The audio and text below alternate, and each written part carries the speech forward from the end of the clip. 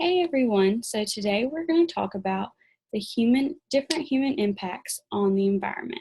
We're also going to classify these as positive or negative impacts. So to begin, we're going to watch this short video about the BP oil spill that happened near the Gulf of Mexico. What happened was a oil line that was in the ocean leaked, and it caused thousands and thousands of gallons of oil to be in the ocean and destroyed a lot of habitats for ocean wildlife. And the effects of this are still felt today. So let's watch this short video. April 20th. An explosion on the Deepwater Horizon oil rig kills 11 workers. 5,000 feet beneath the surface of the Gulf of Mexico, crude oil spews from a well 13,000 feet under the seabed. According to government and BP estimates, it's leaking 42,000 gallons a day. April 22nd, the $560 million rig sinks. Observers spot a 5-mile-long oil slick. BP applies 1,900 gallons of an oil dispersant to mitigate the growing slick.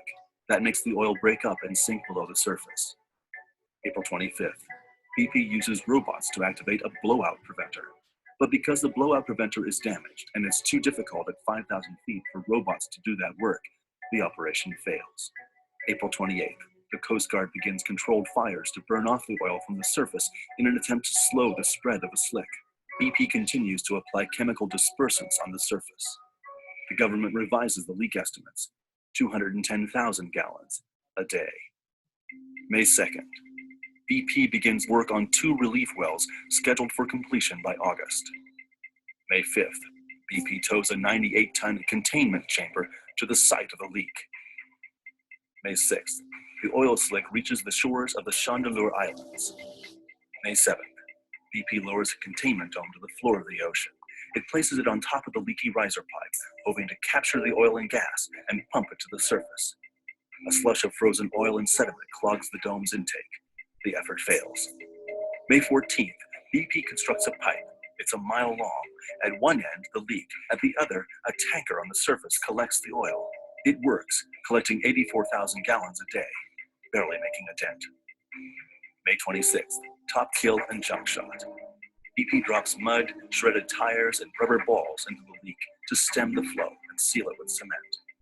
May 29th, top kill and junk shot fail. The oil breaks through, unabated. By some estimates, up to 250,000 barrels of oil are floating on the surface of the Gulf. Scientists discovered the 830,000 gallons of dispersants sprayed throughout the Gulf and at the wellhead have caused massive clouds of beaded oil to hover at mid-depths. They further discover a 6-mile wide and 22-mile long cloud of the beaded oil threatening a vital underwater rainforest, the DeSoto Canyon, 20 miles northeast of the Deepwater Horizon wreck site. May 27th, scientists confirmed that the spill is the worst in U.S. history, surpassing the Exxon Valdez, with a leak rate between 504 and 798,000 gallons a day, and that's the estimate at the low end. May 31st, BP begins a new operation. Cut the riser pipe and seal it with a fitted dome.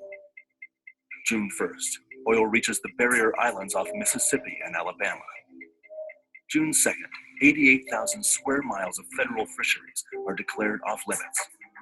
June 3rd, BP succeeds in shearing off one section of the riser, but a massive saw is stuck while making further needed cuts.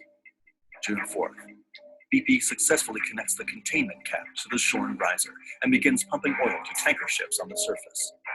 June 7th, BP claims 10,000 barrels a day are being captured, and it's possible more than 100 million gallons of oil have spilled so far.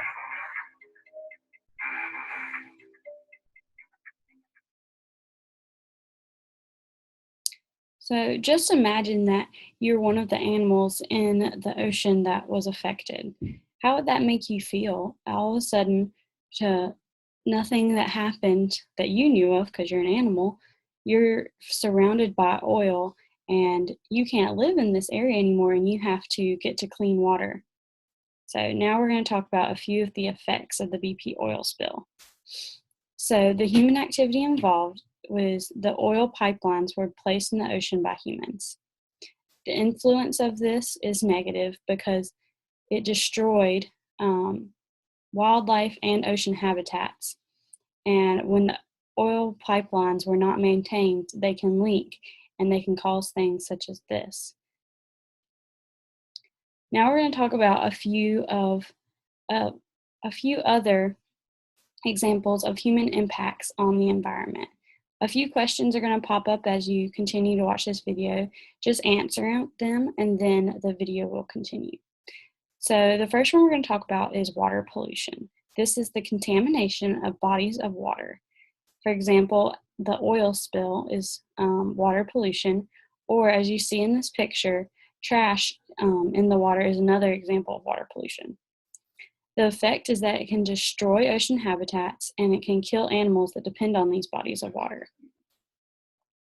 The next example is air pollution, contamination of the air. For example, dust, pollen, or factory emissions, like you see in the picture, are all examples of air pollution. The effects are that it's very bad for human health because it's in the air that we have to breathe in, and it can also cause acid rain, which is very bad for plants and animals. The next example is deforestation, and this is when people cut down trees for things such as creating new roads or housing developments. The effect of this is that woodland animals' habitats are destroyed, and it also drives climate change. The next example is recycling. This is converting waste into a reusable material, and the effect is that it reduces the amount of waste that we send to the landfills. The last one we're going to talk about is wildlife conservation. This is when we protect wild plants and animals and their habitats by creating laws so that they don't go extinct. This could be partly because their habitats are being destroyed, so they don't have the resources to stay alive, or because of overhunting or overpopulation of a different animal in the area.